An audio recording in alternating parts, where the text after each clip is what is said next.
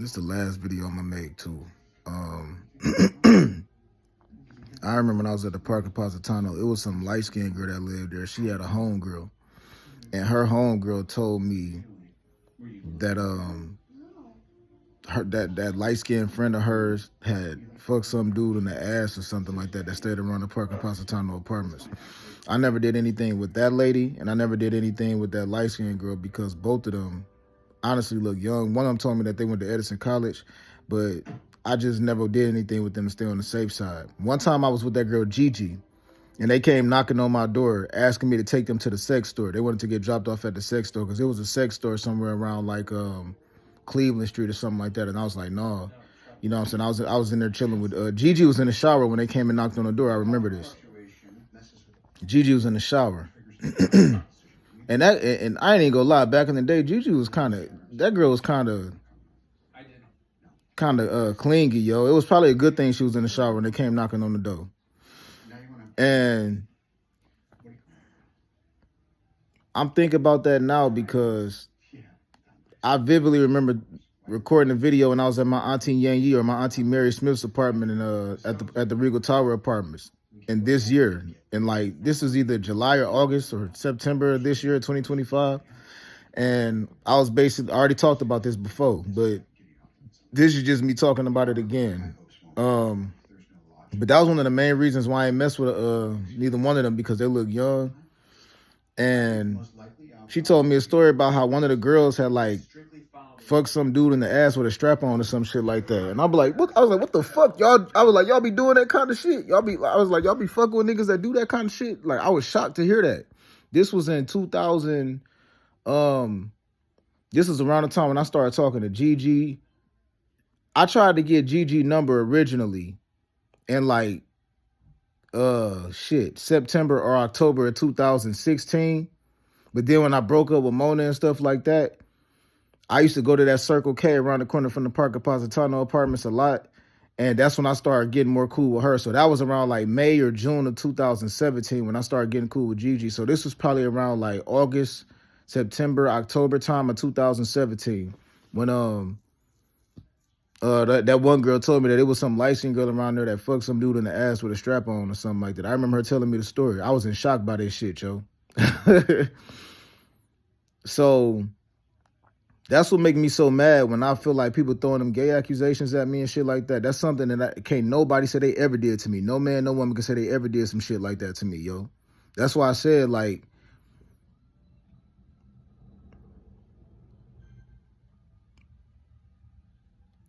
I be really saying, like, if I find out somebody did that, I'm not letting that go. You know what I'm saying? It's a wrap. So I'm gonna just watch what I say online. You know what I'm saying? I'm gonna just watch what I say online. But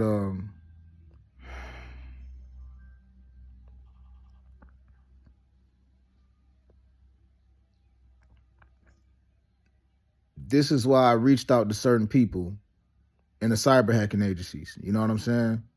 This is why, like, I let that be known ahead of time, because I think somebody did something to me at some point in time in South Carolina or in Cali. I think somebody put some drugs in my food and then like put some sleeping pills in my shit.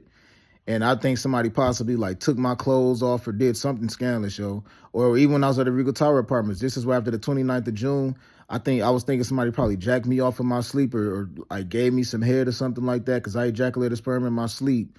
And when I woke up, it felt like I felt myself ejaculating, but I was asleep. But when I woke up, I thought I was just dreaming about ejaculating. It wasn't a wet dream, meaning it wasn't a lustful dream. There wasn't a dream of me actually like envisioning myself having sex with some lady or something. I was just asleep, and I felt myself ejaculating. When I woke up, I was like, oh.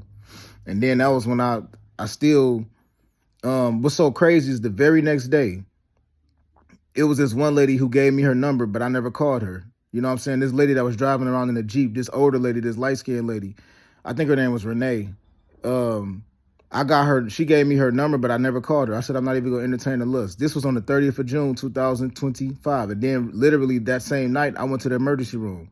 I went to the Providence Hospital, Sinai Grace, and Henry Ford Hospital. Then I went to this place called Haven, and they gave me a rape kit. A rape kit is basically an approval to get the police involved if there's been some type of a foul play, or somebody trying to drug your food or trying to sexually assault you in your sleep. So then I went to Haven, and then I gave that stuff to the police after that. You know what I'm saying? All of this happened in July 2025. From June 30th to July 2025. But the point that I'm making is the whole time I was like, listen, I've been celibate.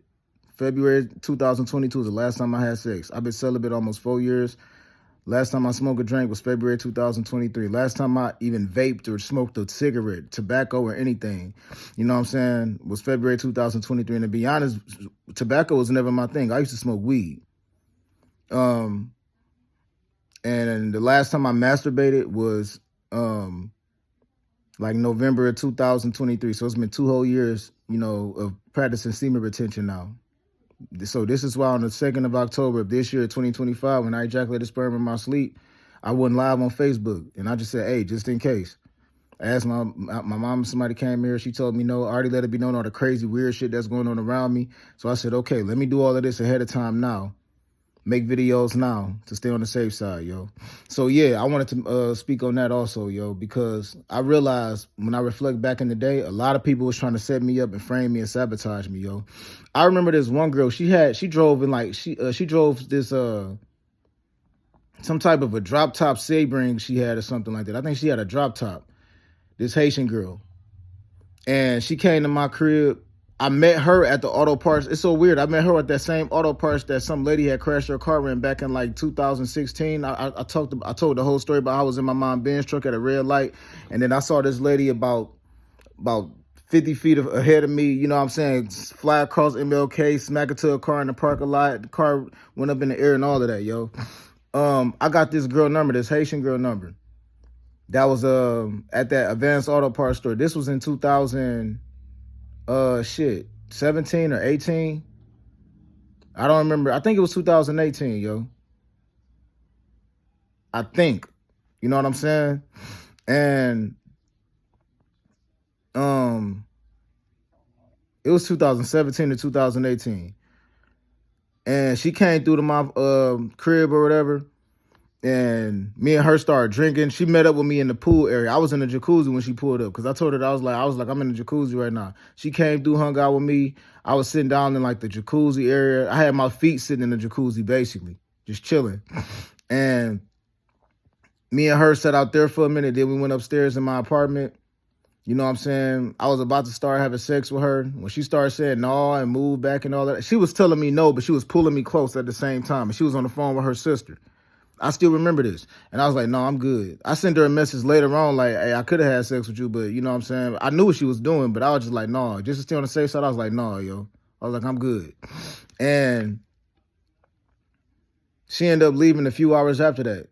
I hit her up a few more times and I ain't getting nowhere, and that was it. I still remember that. She drove in like a drop top. I remember this. It was a drop top. I think she drove some type of Sebring, some type of Tudo, something like that. I remember this, yo. Some ladies into that shit. They like that shit. But once I started hearing no, I said like, yo, that's like a safe word to me. So this lady, I still remember this like it was yesterday because she was pulling me close to her, but she was telling me no at the same time. I'm like, yeah, I'm good. I ain't about to do nothing with you.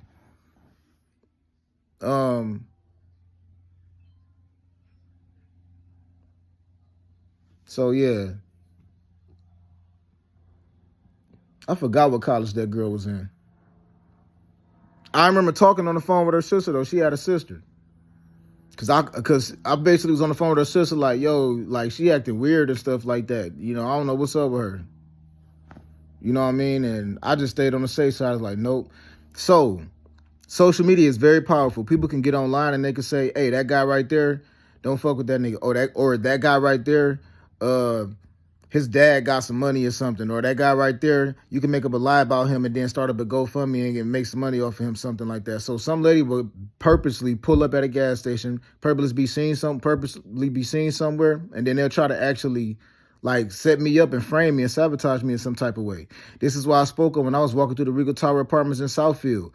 And I spoke on this day. This is in June 2025. I said I walked past 3 ladies that looked like they was under the age of 18, and I just said a prayer like, God, please don't let nobody tell a lie on me. This is right when I came back to the Regal Tower Apartments, and I walked to this store that was right around the corner off of Telegraph, between Franklin and Telegraph, you know what I'm saying?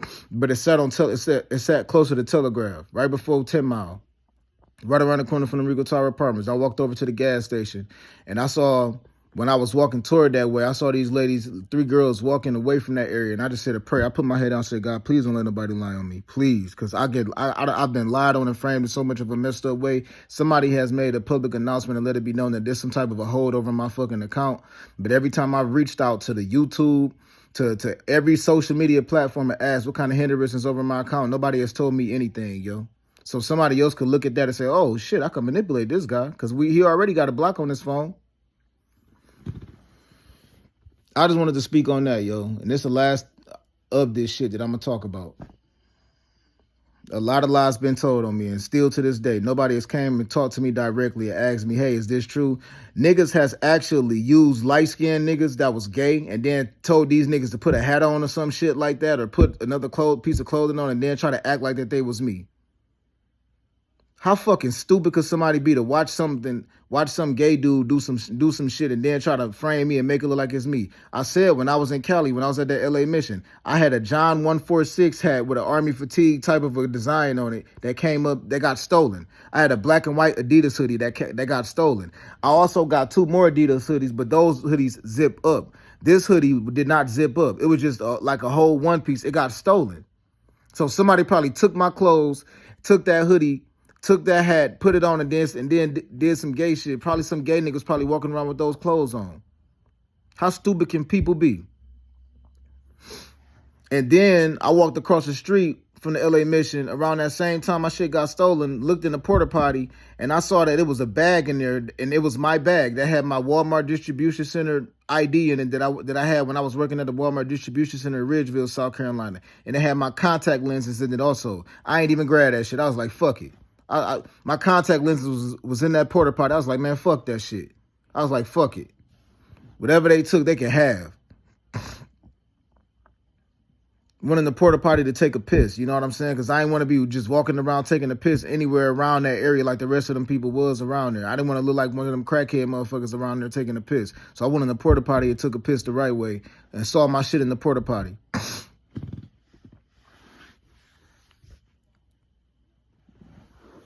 This was in July 2024. So a lot of lies been told on me, yo, and still to this day, nobody said anything to me directly. They just chose to take some shit and run with it like a fucking kid. So I'm recording this video now just in case somebody in the future try to make up a lie about me, try to come forth to say he had sex with her over there. No, don't tell that fucking lie. And if somebody got my sperm in any kind of way as of recently, yo, like I said, the last time I engaged in sex is February 2022. And even that time, I used a condom, yo. Took the condom off and threw the condom to the side. You know what I'm saying? That was in February 2022.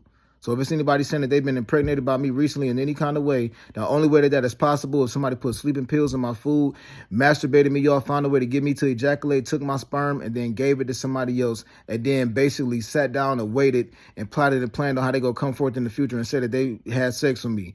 No, that's a fucking lie. And I said there's some men out here that's really cowards, yo. They actually sacrifice their own daughter or their niece or little sister or granddaughter or something to actually say that they engaged in sex with me. So that just because they'll be looking for a financial opportunity. So that's literally sacrificing like a family member of yours. That's not real love, yo. That's not love if somebody has done that. If a lady has done that to her daughter or to her granddaughter or her niece or her little sister, or if some lady that's just an older godmother has done it to her goddaughter, that is not love at all, yo. That's fucked up.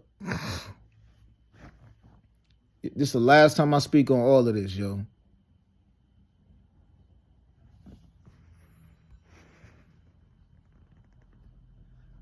It's 10:15 in the morning, November 14, 2025. It's AJ, yo.